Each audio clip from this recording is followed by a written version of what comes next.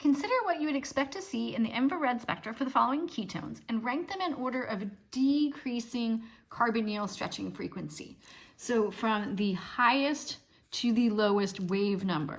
So that means if you are looking at the infrared spectrum on the bottom scale, we usually have 4,000, this is in centimeters to the -1, our wave numbers, going down to usually about 500. So we're saying that the higher numbers would be here, lower numbers would be here. So what we need to know about here is the bond strength and how it relates to that stretching frequency.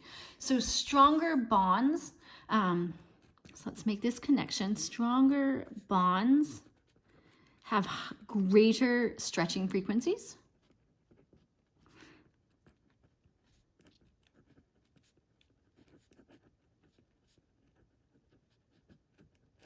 And that's why we see when we're looking at the spectrum, we would say we have triple bonds and then double bonds, and the fingerprint region is the single bond region. So triple bonds are greater than double bonds, which are greater than single bonds. So if we are comparing these carbonyls, we really want to know about the bond order. So you may look at these initially and say, well, they're all double bonds. But we also have to consider resonance. Because if we have resonance like we do in 1 and 2, that resonance decreases the bond order.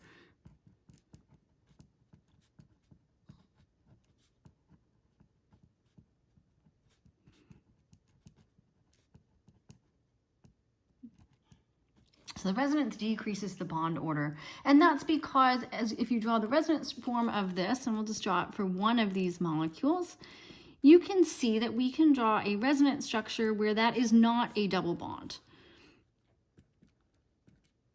And we could keep going with these resonance structures as well. So by having resonance, it decreases the bond order. So the more resonance you have, the lower that wave number should be. So with this expectation, 3, where we have no resonance at all, that's just a cyclohexane ring, this should have the highest wave number. And for a normal ketone like this, I would expect that that's going to be at approximately 1720, give or take.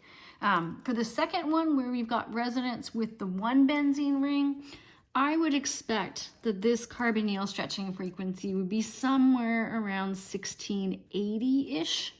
And these are kind of rough ranges. Don't be surprised if it's off by even as much as 10 or 20. And then for the first one, you've got resonance on both sides of the carbonyl. I would expect that this is going to drop down even further and maybe be somewhere around 1660. And that's, again, wave numbers. So if we're going from the highest to the lowest, then we're looking at 3 to 1. So 3 is greater than 2, it's greater than 1, where we have the most resonance.